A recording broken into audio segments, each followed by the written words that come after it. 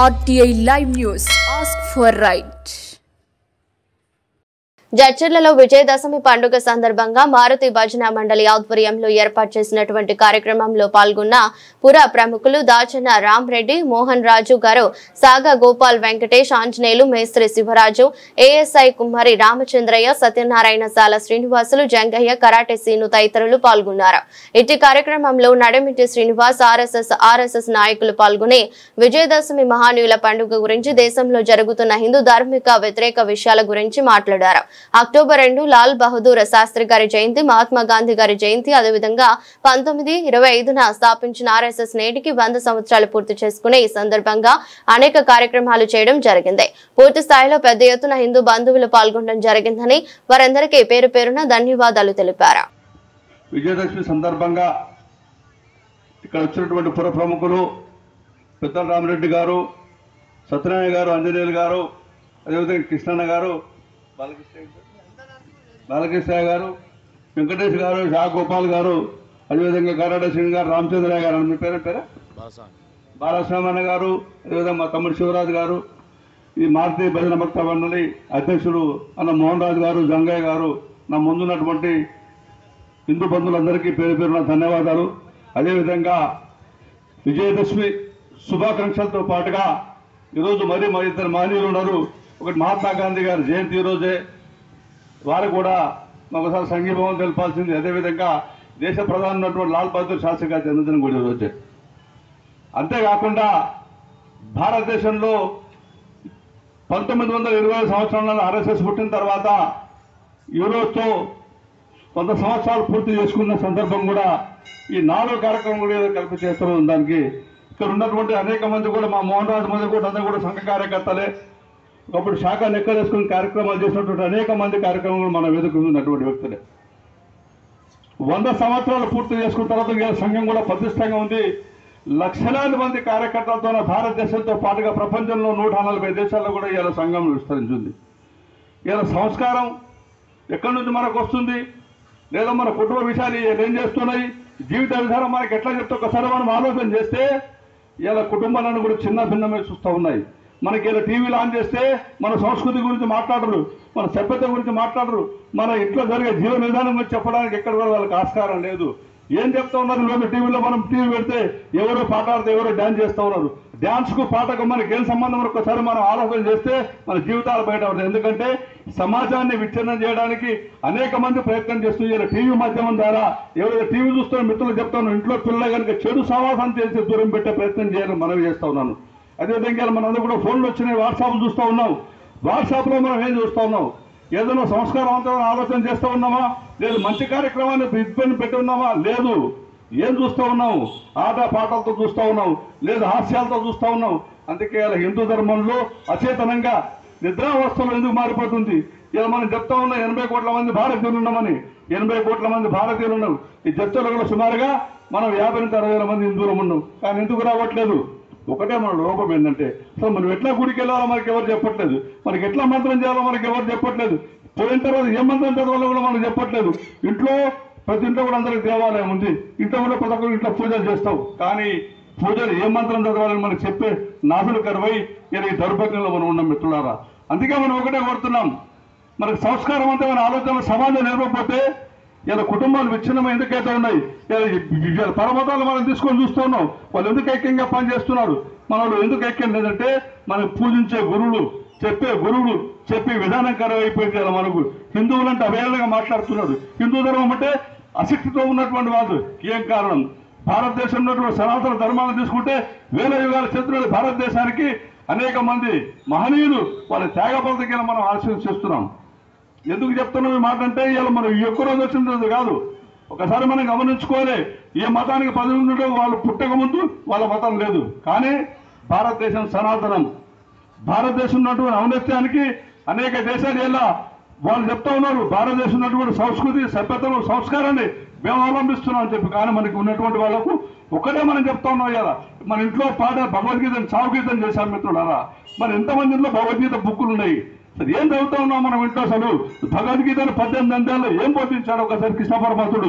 జీవిత గమనాన్ని ఎందుకు నేర్పాడు? ఎప్పుడైనా మనం ఆలోచన చేసామా? ఎప్పుడైనా భగవద్గీత పుస్తకం ఇంట్లో పెట్టుకుందామని మనం ఆలోచన చేస్తా ఉన్నామా? చేయట్లేదు. కారణం అది ఎంతో కూడా మనం తెలియని పరిస్థితి ఏర్పడింది. అందుకే ధర్మం గురించి ఒకటే మనం మాట్లాడుకోవాల్సింది. ఇలా ధర్మం రక్షణ మనం ఉంటాం. ఎవరు కాపాడాలి నీ ధర్మాన్ని? నీ ధర్మాన్ని నువ్వే కాపాడుకోవాలి. నీ లక్ష్యాన్ని నువ్వు పూరించుకోవాలంటే నువ్వే సైనికుడు ముందుకు వెళ్ళాల్సిన అవసరం ఉంది. అందుకే ఆ రోజు మరి ఛత్రపతి శివాజీ గారు బయటకు వెళ్ళి అని చెప్పారు, దేశం కోసం పనిచేస్తారని చెప్పారు. అంతకుముందు ఉన్నటువంటి అనేక మంది చెప్పారు. స్వామి వివేకానంద గారు ఒక మాట చెప్పారు, ఈ దేశంలో 5 మంది నాకు నవయువకులు ఉక్కు కండలకు వెళ్ళినటువంటి వ్యక్తులు ఉంటే దేశాన్ని మారుస్తున్నాడు. కానీ ఏమైంది? భారతదేశంలో మనకు ఉన్నటువంటి సాంప్రదాయం మీద ఆలోచన ఉంది, సంస్కృతి మీద ఆలోచన ఉంది. కానీ చెప్పే గురువులు లేక ఎట్లా చేయాలో మనకు ఆచరించే విధానం తెలియక హిందూ ధర్మం కూడా మనం చూస్తూ ఉన్నాం కదా. ఎవరో మాట్లాడతారు, ఎందుకు మాట్లాడతారు? కానీ పర్వాలట్లా కాదు. ఏం చెప్పినా మా మతం గురించి మేము మాట్లాడతామంటాం. అందుకే మనం చెప్పాల్సింది ఏంటంటే తప్పు ఎవరు చేసినా ఖండించే పని మనం మొదలు పెట్టాల్సిందే. సంస్కారవంతమైన ఆలోచన వాళ్ళు చెప్పకపోతే, నువ్వు చేసే తప్పే అని మనం చెప్పకపోతే ఆ తప్పులో మనం కూడా భాగమవుతాం మిత్రులారా. అందుకే మేము ఒకటే ఆదర్శం చేసుకుంటాం. సమాజంలో అన్ని వర్గాలు మనం చూస్తూ ఉన్నాం, విభిన్న ఆలోచనలు చూస్తూ ఉన్నాం. అందుకే ఒకసారి నిద్రమైన మన హిందూ ధర్మాన్ని నిద్రలేపడానికి ఎవరో ముందుకు రారు. ఇలా మారుతి భద్ర భక్తులు వారు ప్రతి శనివారం ప్రజలు చేస్తూ ఉన్నారు.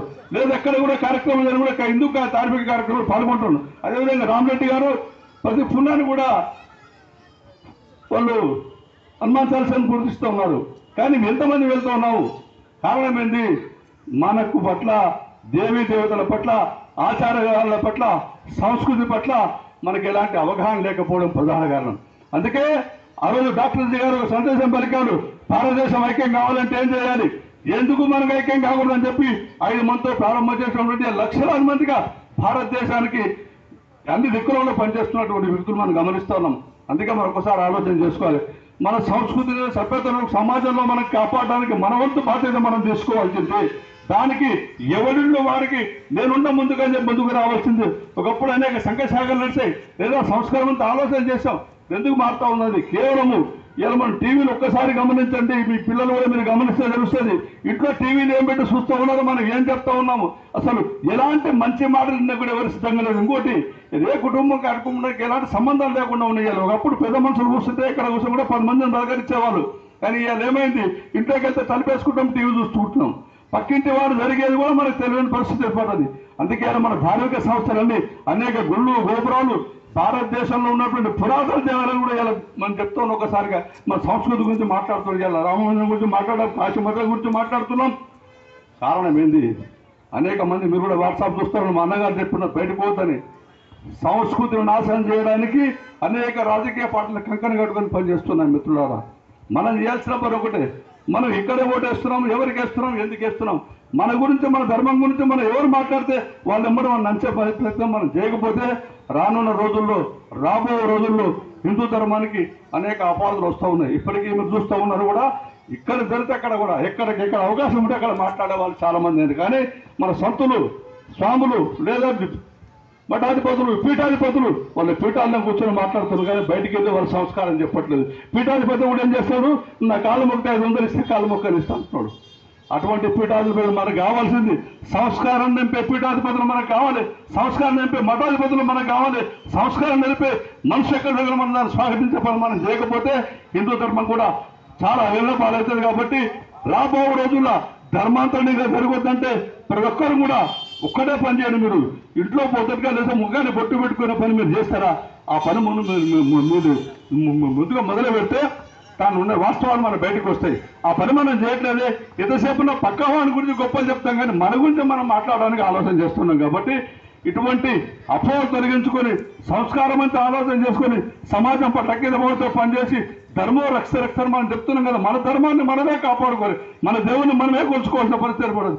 మన దేవుడికి ఉన్నటువంటి ఆస్తులు అనేక మాసం, మన దేవుళ్ళ ఆస్తులు కూడా మనం పంచుకోలేకపోతున్నాం. కాబట్టి ఈ సృష్టి మారాలంటే ఏ గుడి ఆదాయం ఆ గుడి వస్తే ఎంతో డెవలప్మెంట్ చెంది ఆలోచన చేస్తాయి. కాబట్టి అందుకే మన పూర్వీకులు కూడా ఎక్కడికెక్కడ గుళ్ళ కూడా కోట్లాది రూపాయలు నిధులిచ్చారు. కానీ ఏమైతున్నది, అది కూడా దౌర్భాగ్య చేతిలో పడి నాశనం అవుతూ ఉన్నాయి. కాబట్టి సంస్కారమైన ఆలోచన చేయడానికి హిందువులుగా ప్రతి ఒక్కరు కూడా స్పందించి దేశానికి మనవంతు పాత్ర పోషించే విధంగా నిర్ణయాలు తీసుకుంటారని, అదేవిధంగా ఈరోజు పాల్గొన్నటువంటి ప్రతి ఒక్క హిందూ బంధువులకు పేరున విజయదశమి శుభాకాంక్షలు, ధన్యవాదాలు చెప్తూ ముగిస్తున్నాను. భారత్ మాతాకి జై.